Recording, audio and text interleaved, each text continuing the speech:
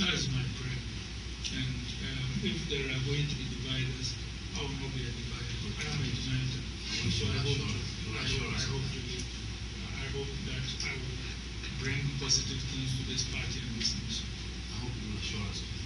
I said if somebody is going to divide this party, it will not be me.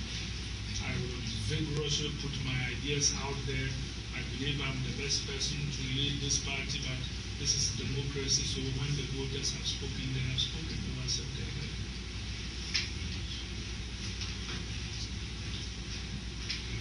Yeah, Doc, let me take you to a certain area. Ghana, as we stand today, injects a lot of money into the national airline, Ghana GI or Ghana Airways, whatever. If you are elected president tomorrow, will you continue to put money into a national airline? Or better still, do you, in your opinion, think we need it? I don't know enough to tell you that I think we need an airline in which we have significant interest in terms of percentage of shares owned and a role in the board of directors. Let me tell you why. There are two reasons why I say that. First, everybody who has traveled from North America to Ghana will tell you that in general, the quality of aircraft, when you look at the newness of the aircraft traveling from, say, New York to Amsterdam, and look at the quality of the airline traveling from Amsterdam to Ghana, there's a difference. I can't prove it, but most people I talk to agree with me. So I think that, particularly given the fact that every flight coming from Europe is full, on first principles, there must be something there why all these airlines are doing it and making money. And I don't see any reason why we can't make some of that money. The second thing is that I have a rather unconventional attitude to government's role in the economy. I think that a lot of our politicians and our governments have had a role, have had a perception of the government's role in the economy that is straight out of the books of the Bretton Woods institutions. They preach, leave it alone, free enterprise. But all successful countries have shown that that is not how you do it. The U.S. itself, Britain, most places in the U.S., they will not leave water in the hands of a private person. If you go to, for a lot of places in Southeast Asia, the Chinese army owns companies. Why? Because there are certain things that are of vital national interest that must be done, that individuals may not have the wherewithal to do, that government must step in and do.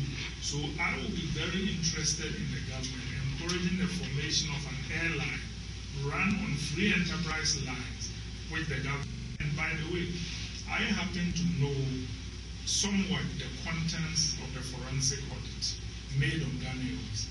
The main reason why Ghana Airways failed was rampant government interference. So what we need to do is set this up and let it work as a business and stop interfering. When you have an airline with 2 planes and a CEO and a board of directors and a minister of aviation, and it's just too top heavy. It's not lean enough. So those are the kinds of things that will guide our activity.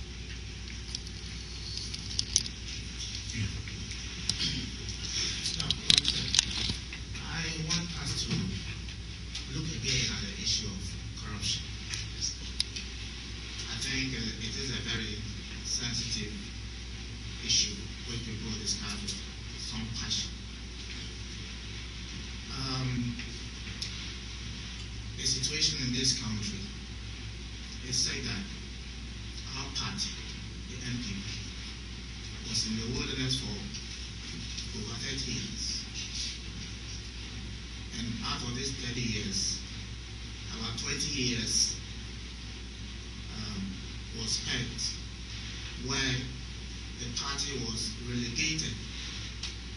I mean, in course, it was like the party was not part of the country. The people, the business people within the party, for 20 years were denied business, government business.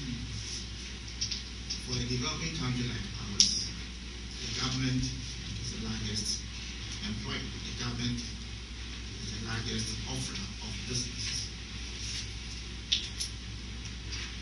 NPP comes to power, and our government commits itself to fighting corruption. So they passed two very critical laws: the Public Procurement Act and the Financial Administration Act.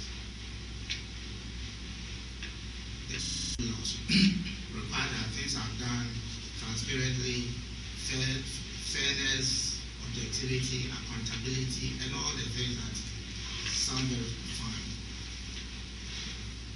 In the last 19 years, our opponents deliberately build the capacity of their businesses to be able to deliver, or even partner foreign firms to be able to deliver.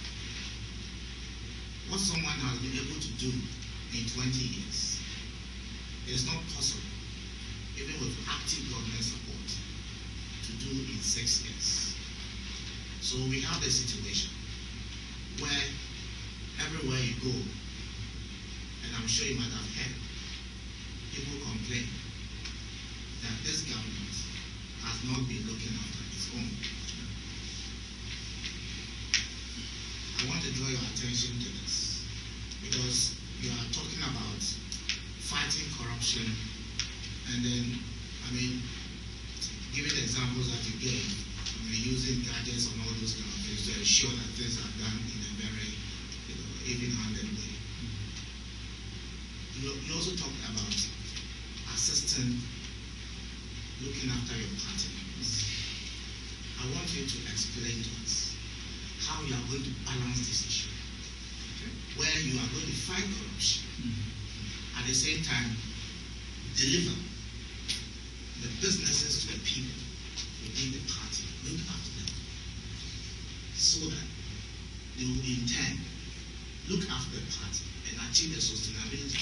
I will fight corruption, but I will also have an aggressive affirmative action policy to redress the balance of the imbalance that were created by the 20 years of opposition. Because America fights corruption, but there is also an affirmative action. I will have an aggressive affirmative action program. Also, as you know, even in the US, there are no big contracts. For example, when the US was going to war in Iraq, Halliburton got a no bid contract. So let's not pretend as if a lot of these things are ironclad.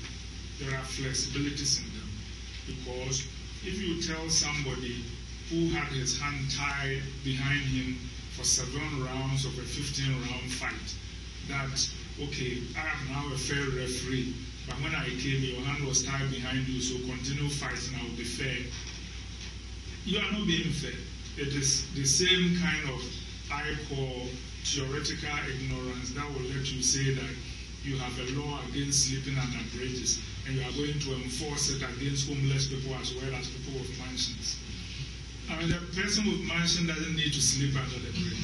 So my point is, I will and we should fight corruption. But just like they do in the advanced countries, there are affirmative action programs.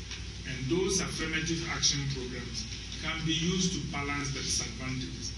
Our party can also do certain things. For example, set up training programs on our own for people who want to be businessmen, for people who want to be contractors. So there are a lot of ways of making it possible for people to compete.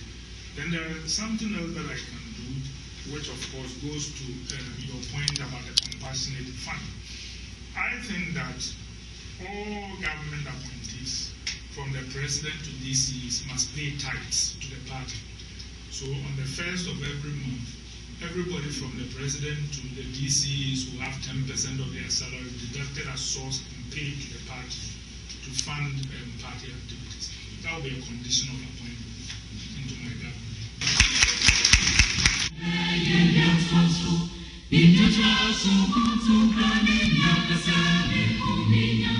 Thank you.